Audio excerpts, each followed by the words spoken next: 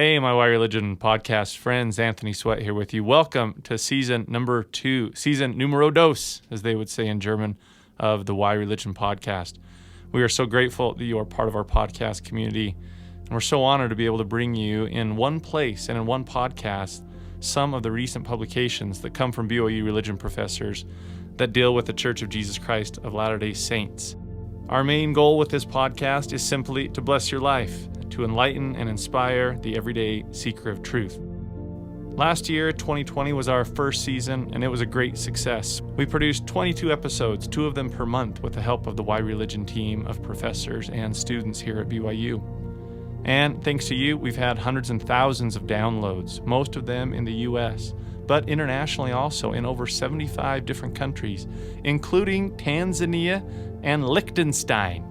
And we're excited to continue this in the year 2021 at the start of our second season. We've got great episodes already recorded and in the queue, including doctrinal ones like Joseph Smith's Growing Understanding of the Eternal Family, how we teach children to believe in Christ, historical episodes such as archaeological insights from New Testament Galilee, and the Joseph Smith papers that cover the pivotal year 1842. A fascinating episode will be on the history of the changing image of the church in the American mind from the 1800s through the 1900s and today. We'll also have episodes that cover published insights on scriptures such as Jesus' parables, the Jaredites, Psalms 22, and 3rd and 4th Nephi. I hope you are as excited about Season 2 as I am. We do not do this podcast for any profit. It purely is educational and simply meant to share goodness.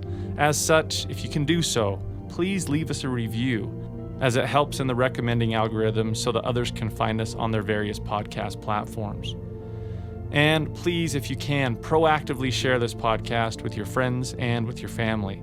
Text it to them, put it on your social media, tell them about a great episode you've listened to that they just have to listen to also. We appreciate our listeners helping to spread the love. Okay, for this first episode in Season 2, the tables are turning a little bit, and unfortunately, they're turning on me. Although I protested, my team convinced me to sit on the other side of the mic, and with my colleague and committee member Casey Griffiths, he interviewed me about my recent book publication called Repicturing the Restoration, New Art to Expand Our Understanding. This book has been 7 years in the making, no joke, 7 years, and it brings together into one publication my efforts as a writer, as a teacher, and also as a painter. My bachelor's degree is in painting and drawing, and although I am a professor, I also am a practicing artist. In my career as a scholar, as I have taught and researched about the Restoration and some of the paintings that have been associated with it, I have noticed that some of our Latter-day Saint imagery is sometimes lacking, not at all in artistic quality, but sometimes in subject breadth or depth, historicity, and complexity. We have primarily shown the same church history images over and over: the first vision, Joseph with Moroni, Joseph and Oliver with John the Baptist, or Peter, James, and John. It is for good reason that these scenes are repeatedly painted, since they are central to our founding Restoration narrative. But important and instructive Latter-day Saint history is often more diverse than these handful of events.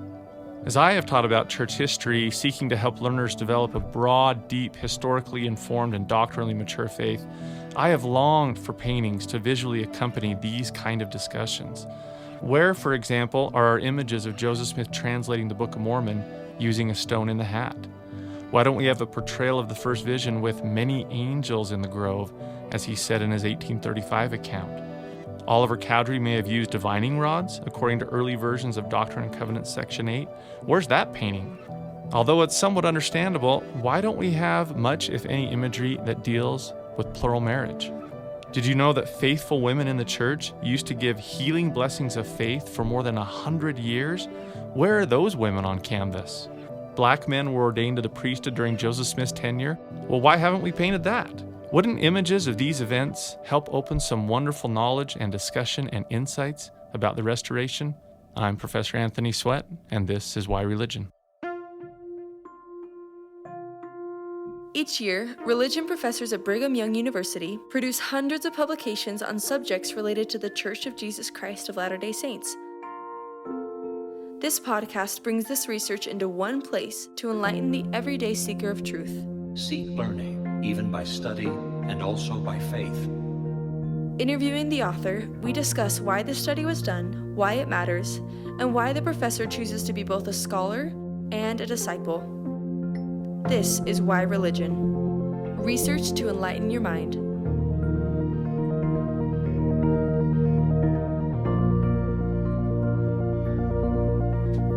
So recently, my colleague Casey Griffiths sat down with me to interview me about my publication, Repicturing the Restoration, New Art to Expand Our Understanding.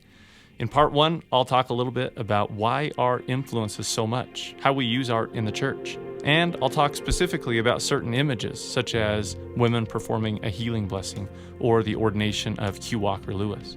In part two, I'll talk a little bit more about application, such as why art needs to be diverse for the church, historical accuracy in art, and why we should paint and especially learn about difficult history.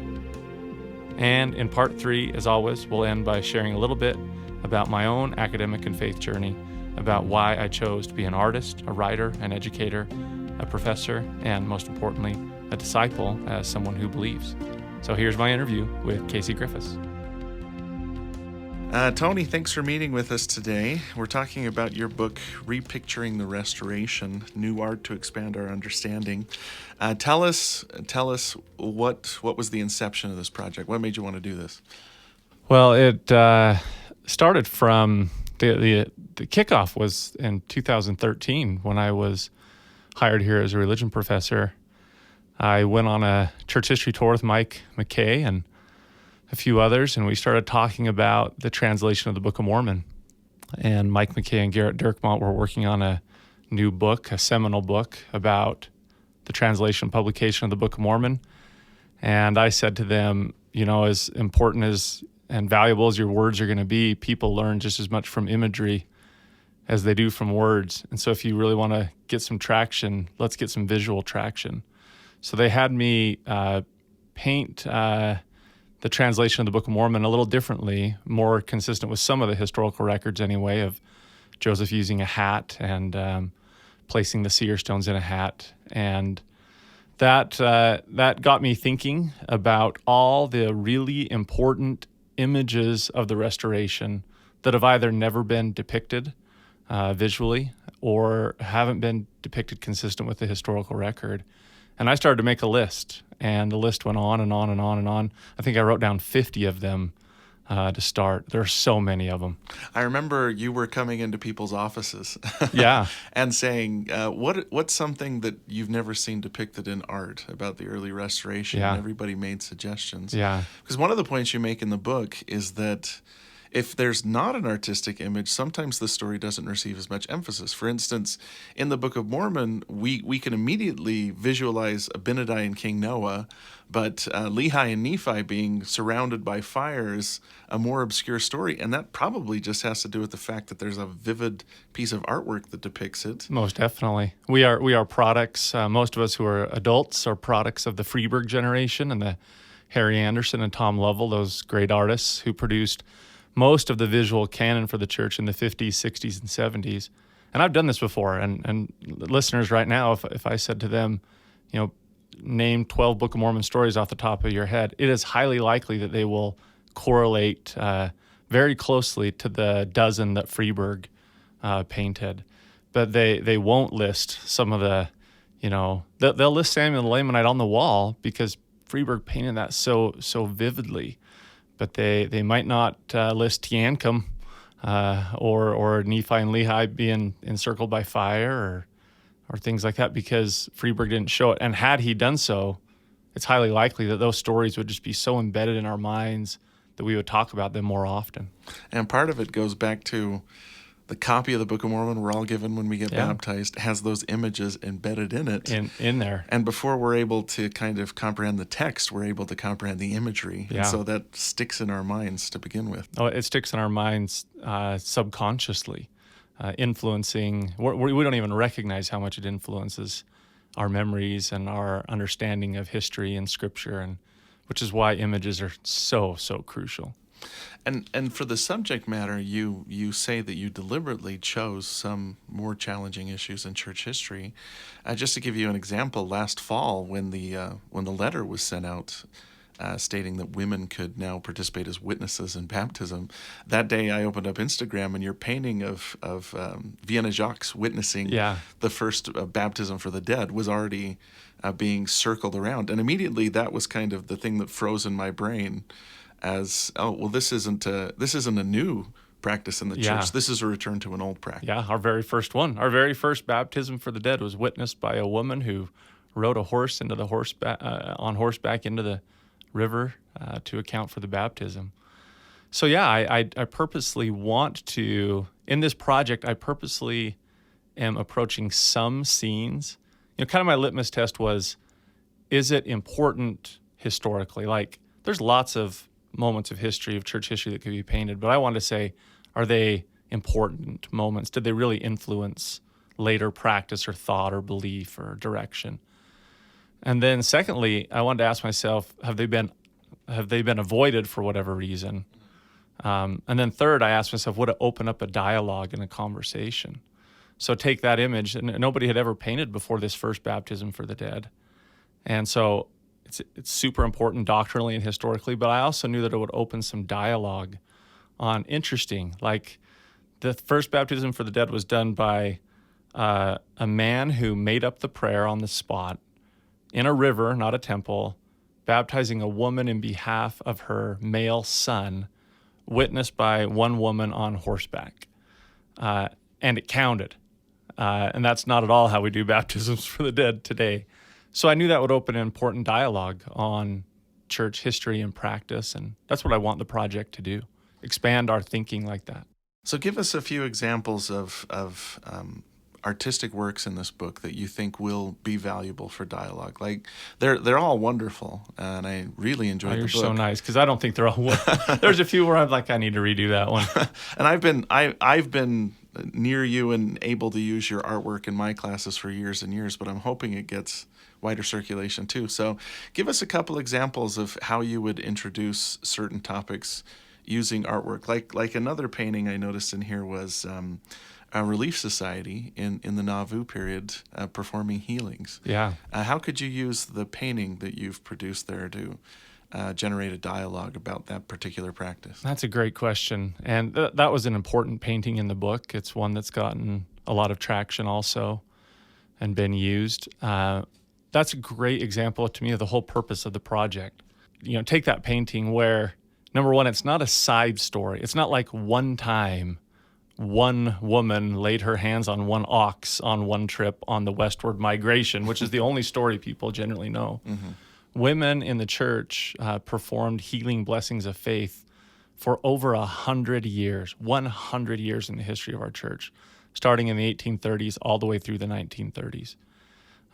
It was central to Relief Society ministering, was they would go visit not just women, but men, and they would perform a blessing of faith. They viewed it as a gift of the Spirit.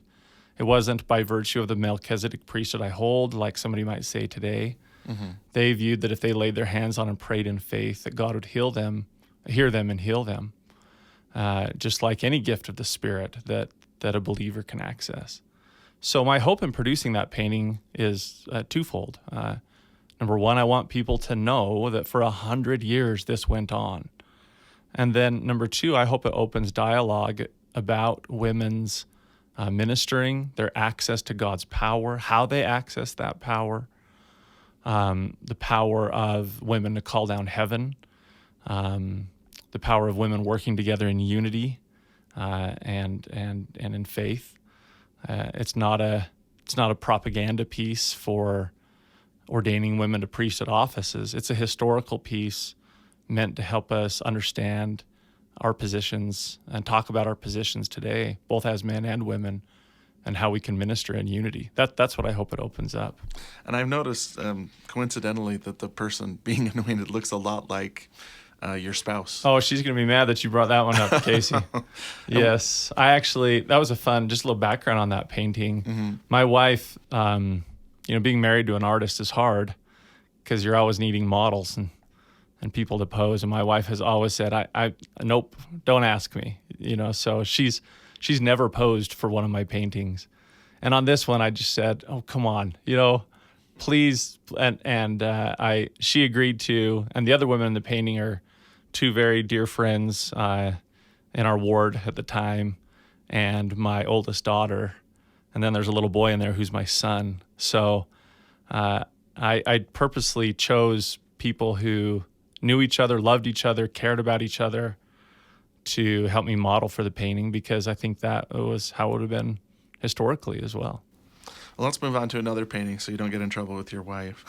The Ordination of Q. Walker Lewis, which depicts the ordination of a person of African descent in the early church, which did happen. But tell us a little bit about the background behind this painting. So that's another one, again, where I hope it opens dialogue, understanding of the past and dialogue in the present, where for many people, they know that priesthood offices and temple ordinances were withheld from people of Black African ancestry, and that was that policy was overturned in 1978. But they don't know that during Joseph Smith's time that men were ordained, men with African ancestry were ordained to priesthood offices.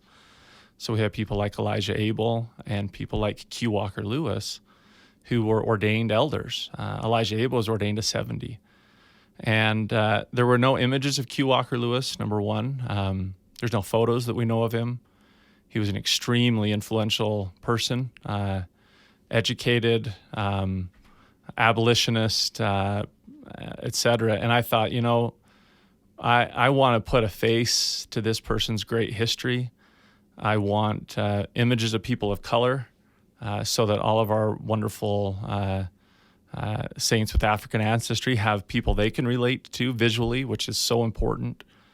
And then number three, I wanted to open up dialogue again about race and racism and policies and practices and a broader understanding of priesthood. So that was a fun image to do as well. And it's been fun to see the reception of that painting. And by the way, another thing to kind of stir conversation, which we've already started talking about this because the Doctrine and Covenants itself was changed. The introduction to Official Declaration 2 mentioned that several people of African descent were ordained for the priesthood policies put in place. Let's talk about another picture, and one that I really love. It's called Diverse Angels. And there, I want you to explain a couple things here, because the image, which we're going to make available, shows Joseph Smith surrounded by several angels. The angels are depicted having different ethnicities, different racial backgrounds, and each of them is holding instruments. Like I see one of them holding a compass, and one of them holding a key, and one of them holding what looks like a beaker, a chemistry container or something like that. Beaker. So I showed this to my class, and that's not what it is. I had a student say, what do they do in a chemistry experiment? And I was like, well, this is emblematic of science. As part of the restoration. That was my explanation. It's probably wrong. That's the great thing about art, is people can interpret it. Well, now I want to hear it straight from the horse's mouth. So can you explain the symbolism? I will. I won't give you the full interpretation, but to briefly explain the image, Joseph Smith is kneeling in the middle, and then you have, is there 6 angels or 5? 6 angels. There's 6 angels diving down, and it's because in section 128, Joseph Smith starts to list all the people who restored priesthood authority to him. And in the church, we typically make our narrative of priesthood pretty simplistic, and that's needed and purposeful. And we generally limit it to the Aaronic priesthood was John the Baptist, the Melchizedek priesthood was Peter, James, and John. When the doctrinal and historical reality is that the Melchizedek priesthood, all priesthoods Melchizedek, first of all. So everybody who's restoring priesthood is restoring power and authority and keys of the order of the Son of God. Joseph said that all priesthood is Melchizedek. There's just different portions or degrees of it, is what Joseph said. So the Melchizedek priesthood is restored over multiple events. It's multi-angeled and multi-evented. It also includes John the Baptist, Peter, James, John, but also Moses, Elias, and Elijah. And then in section 128, Joseph says he speaks of divers angels like Michael or Adam, Gabriel, and then he mentions Raphael. Yeah. And my question is, what priesthood? And then he says, all giving their dispensations, their powers, their keys, line upon line. So my question is, what priesthood key or power or authority did Gabriel dispense to Joseph Smith? And if Gabriel is Noah, which we typically interpret him that way, I'd give anybody $1,000 if they can tell me what priesthood ordinance or authority or key or power or Raphael. Tell me even who is the angel Raphael. And same question for him. I've told students before here at BYU, I'll pay your tuition if you can button that one down for me, because I've never read a statement from Joseph or any prophet, seer, revelator since him explaining what key or power. And so that was the purpose for the painting, and its composition is purposeful. First of all, they are diving, like literally diving down. I like the idea of divers, angels coming down from heaven, because that's a cool imagery. But they're also diverse, as you kind of said the word. So I painted them of different ethnicities and looks, and then third, they're all holding a symbolic item. And the symbolic item that they're holding is representative of something that we do in the church that I am not quite certain if we can trace the origins to where we got the key or power or dispensation to do it, yet we do it. So things such as washings and anointings in the temple, or the power of high priests, or the power to perform healing blessings. So there's a hint as to what some of the items that they're holding represent. I'll leave the others to your interpretation. You're not going to explain and your the chemistry students. set. No, that's the beauty of art. Go in there and interpret it.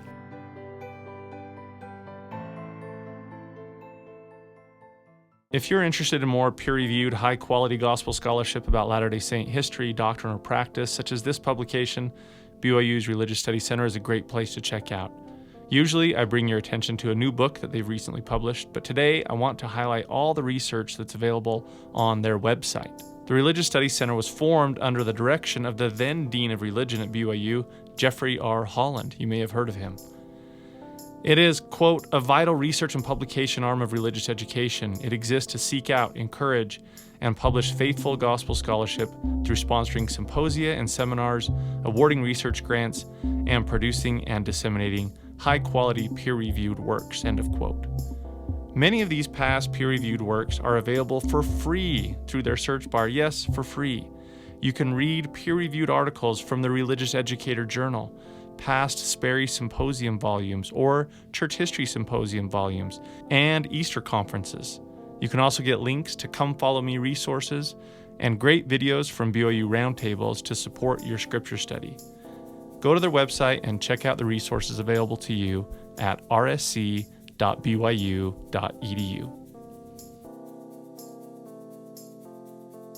Okay, we've been listening to myself be interviewed by my colleague Casey Griffiths about my recent book publication, Repicturing the Restoration. In part 2 of Why Religion, we like to get into more, why does this research and this publication matter? How can it help the everyday saint to live, learn, and apply the gospel of Jesus Christ?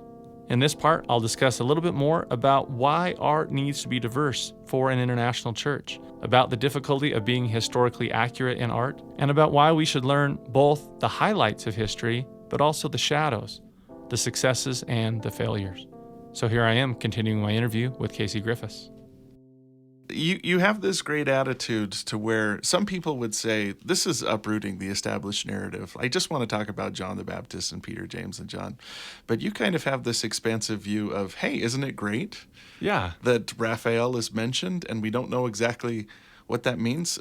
Explain a little bit about how you've developed that attitude towards the history of the church. Well, first of all, I love when Joseph Smith said, Mormonism is truth. And I know we're not supposed to say Mormon, but I'm quoting Joseph, so it's valid. I think you're okay. Okay, all right. He said that Mormonism is truth. And then he also, in his revelations, both in the Doctrine and Covenants and in the Book of Mormon, it says truth is a knowledge of things as they really are, and as they were, and as they are to come. Truth isn't a knowledge of things as we hope they were or wish they were, or truth isn't a knowledge of things as the story we like. And so if we're truly going to tap into the spirit of the restoration, we can't be afraid of exploring truth, of things as they really were and really are to come.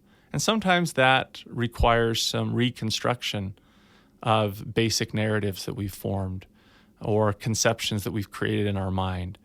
And to me, in my life as a scholar and a writer and a painter, searching that kind of truth has been exciting and expansive for me. It hasn't undermined my faith in the restoration. It's expanded it and deepened it. So that's why I kind of approach it that way. It excites me. It doesn't upset me.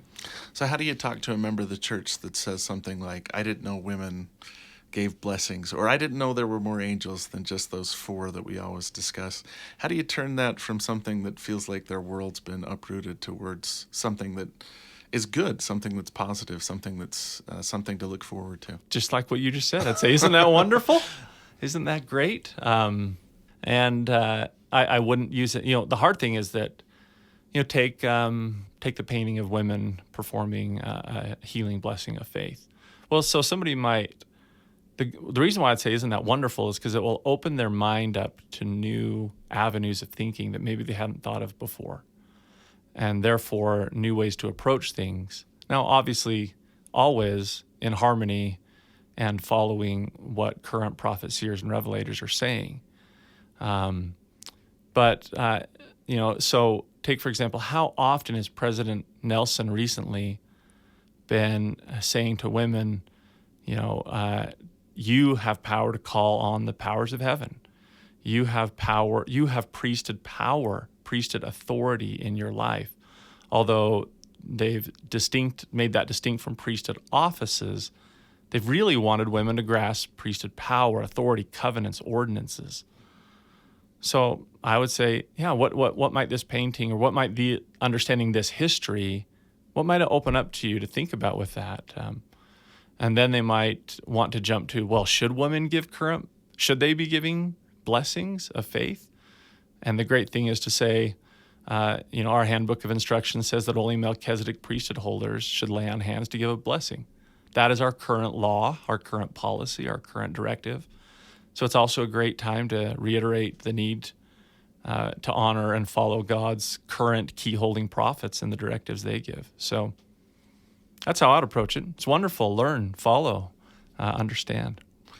Now, most of these images are early restoration Joseph Smith. Have you thought about a sequel? Like, I really want someone to paint Brigham Young yelling at Parley P. Pratt and John Taylor during the Trek West or anything like that. Are there future possibilities, another volume maybe in mind? Oh, most definitely. I already have a volume 2 of Brigham Young's tenure. If I ask the listeners or you right now to think of paintings of Brigham Young, or paintings that depict important church history from 1847 to 1874. Most people can't think of not one. And I've got a list of 25 or 30 where I'm like, man, that's got to be painted. See, and I'm thinking 20th century. I want a painting of Laura Merrill teaching her children from the scriptures and inspiring her husband to start the seminary program. Yeah. Stuff like that. And I'll mention just 2 others quick that I think, whether I pursue them or other artists or listeners pursue them. I called this book project that was published is called Repicturing the Restoration. I would love to do one called Recoloring the Restoration. I don't know if that's the right title, but and maybe we can talk about this as we get into application a little bit, but it's so important in an international church. It's so important that our art is diverse and international, because people need to see themselves represented in our imagery. When somebody from a different country or from a different nationality or ethnicity than perhaps your stereotypical white American Eurocentric Latter-day Saint, if they walk into a church and all it is white American Eurocentric imagery, sometimes it's difficult for them to see themselves in the church. So I would love to do a painting project, collaborative, and there's a lot of underground, underswelling movement front to do some paintings that show our international history better, that show the influential events and people and and happenings internationally across the different nations. And the church's international art competition has been a wonderful source for that, but there's more to be done. There's some beautiful art that's been produced by our brothers and sisters in different countries. Yeah. I interviewed a couple once that lived in South Africa, and they had a painting up in their house of Adam and Eve, but Adam and Eve were depicted as African. Yeah. And that was a great conversation starter for them. Yeah. And that's important, by the way, that, again, sometimes people get really caught up in history, like this has to be historically accurate.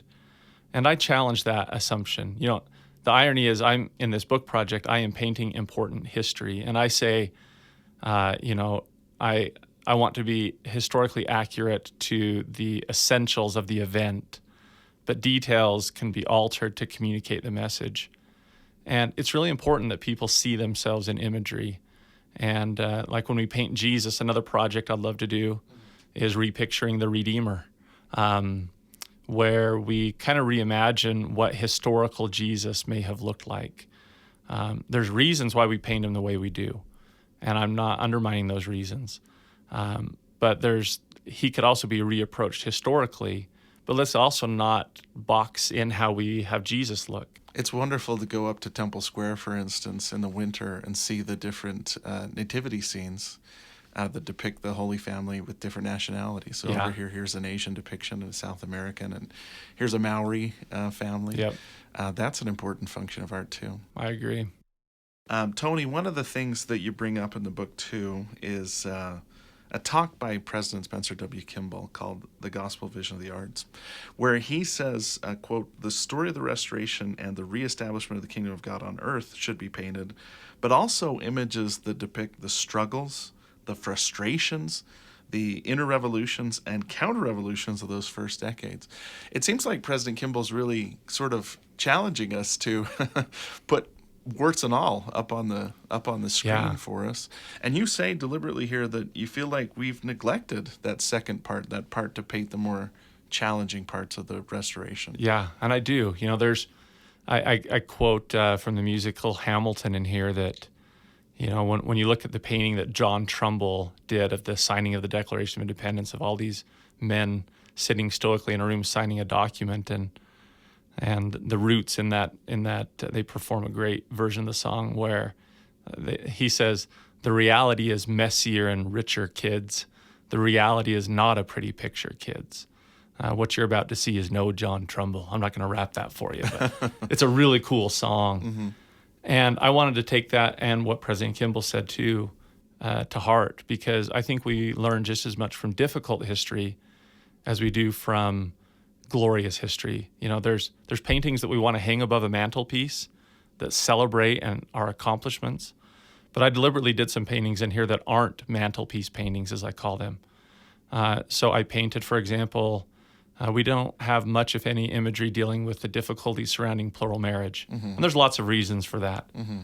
But I did a painting of Joseph and Emma in their home at night by firelight, arguing over the revelation on plural marriage, section 132 on eternal and plural marriage, because that produced a huge strain in their marriage and a huge strain in the church.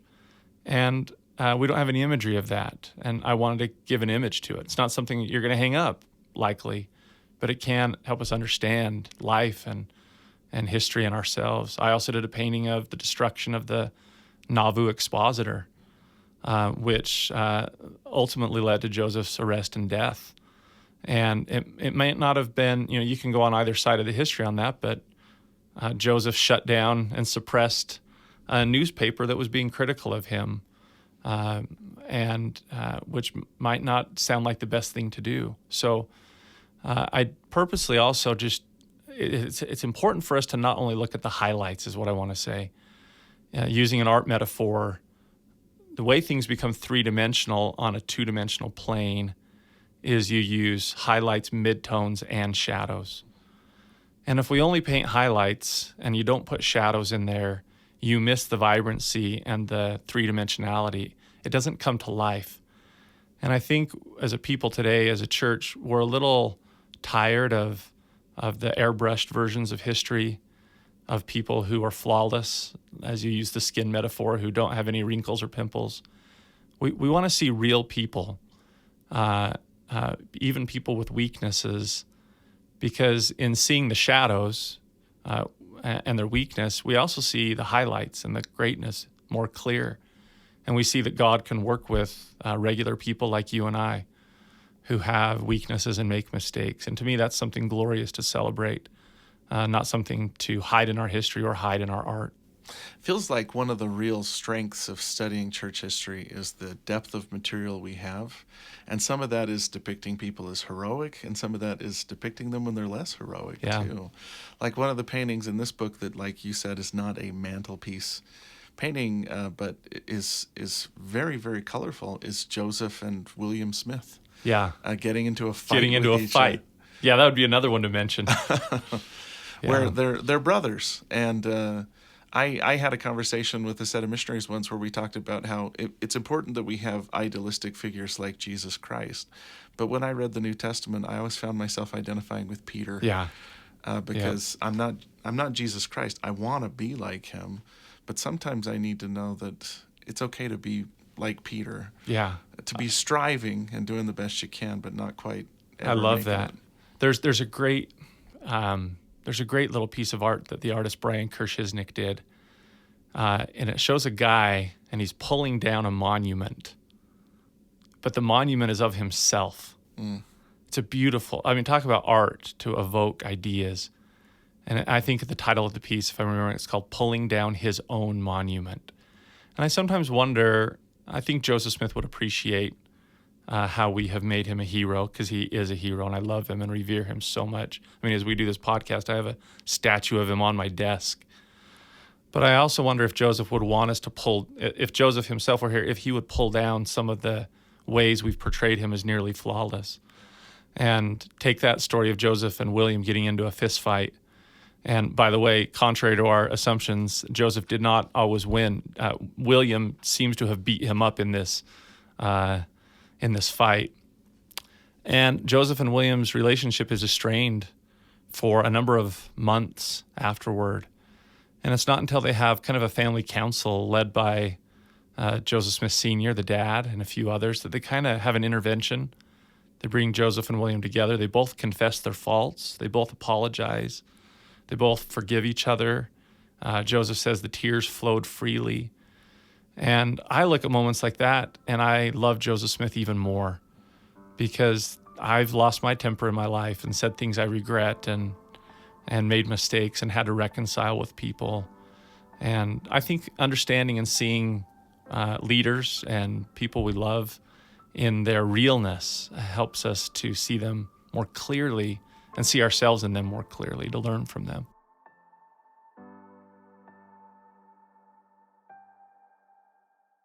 If you're interested in taking a look at my book, Repicturing the Restoration, we've included a link for a free chapter download at whyreligion.byu.edu. We've also included a link to the book where you can get it if you're interested. And remember that if you want to connect with us at Why Religion, comment and give insights on episodes that you've listened to, see some behind-the-scenes photos, and get bonus material, follow us on Instagram at Why Religion Podcast. Okay, we've arrived at part 3 of Why Religion, our final segment where we like to get a little bit more personal. In this case, with me, talking about why I chose to be a religious educator, a little bit about my own education, and why I choose faith. So here is the last part of my interview with my colleague, Casey Griffiths. Tell us a little bit about your journey through academia. Like, you have an unconventional background for someone here in the religion department. Yeah. How did you come to be here?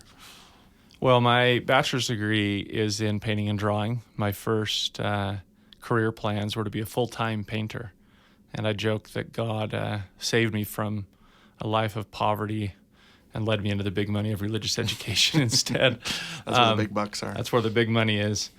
But while I was getting my degree, I majored in art from the University of Utah. And while I was getting my degree, a man heard me speak one time and came up to me and said, "What are you planning on doing for your career?" And I told him I was going to be an artist. And he said, "Have you ever thought about being a teacher for the church?" And I quickly dismissed him and said no, and didn't want to think about that. But the Lord didn't let me get it out of my mind. You know, Joseph Smith says, in section 128 that he knows things are from God when they occupy his mind and press upon his feelings. And that's what happened when this man spoke to me.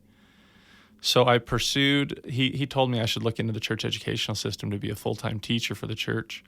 So as I finished my bachelor's degree, I became a student teacher, went through the Seminary Institute training program, and then I was hired to teach full-time and was a teacher and administrator for seminaries and institutes for 13 years. And during that time, I continued to paint religiously and try to figure out my voice and my niche and what I was going to do with my art.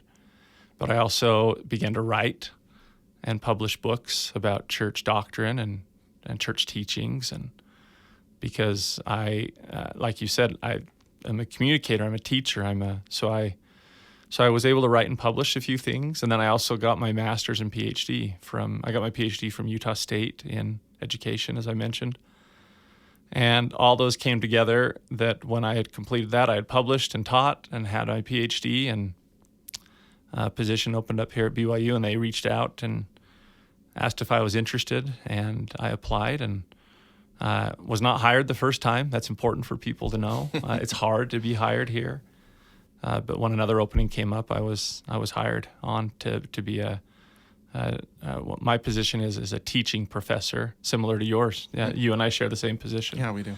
Where our main job is to teach effectively and communicate effectively to large groups of students. So both you and I teach roughly 1,000 or more students every semester.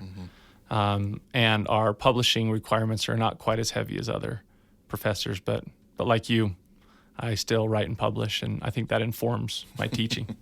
I'd like you to do one thing for me. A lot of times a student like yourself that's studying fine art, painting, illustration, would often have people come up and be pretty discouraging to say, hey, you're never going to be able to make a living doing that, but you found a way to make a living and to incorporate your talents pretty effectively into what you do. So what would you say to that student out there right now that's struggling to justify their degree in fine art?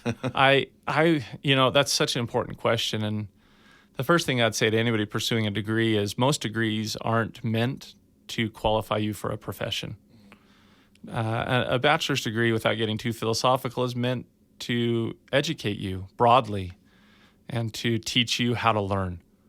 So you're learning how to learn, whether that's in accounting or education or fine art or music or, fine art and music's under fine art. But to those who specifically choose degrees that don't have a ready, I'm getting my degree in accounting so I can be an accountant. To those students, I would say that, number one, don't just chase the money or chase the career. You have to chase what God's telling you to do. You have to listen to those whisperings of the Spirit. Number two, to keep working, keep producing, keep at it, because you never know what avenues will open up. It might be immediate. It might be like me. I got my degree 20 years ago, and it's not until now that my niche and my art is really starting to find its place. So I'd say keep working and be patient and listen to the directives of the Lord as He guides you how to use that talent. But don't get caught up immediately in how am I going to turn this into a job. You'll find that as you go. Last question. A lot of times when we talk about gaining a testimony, we use the phrase by study and by faith. But study is kind of always characterized in our mind as someone sitting there reading a book, right? How has your study of art, how has your artistic expression helped build your testimony? Oh, that's a really good question. First of all, I wouldn't separate study from the Spirit. We also, you made a good point that we make study sound like it's always books.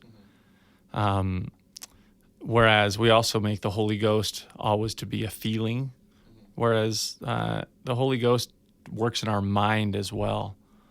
And so with that, my first, back to your question, as I write in the book, my first prophets were painters. I did not learn the gospel originally from reading conference talks or hearing talks or reading books. I learned it by looking at imagery and being impacted by those imagery that I saw. And so art and visuals, music, the arts, broadly speaking, have greatly expanded my study of the gospel. They've helped me to ponder and think and ask questions and explore possibilities, which I think is the seedbed for revelation and inspiration to come in your life. And so art has been a great source of study for me as a whole.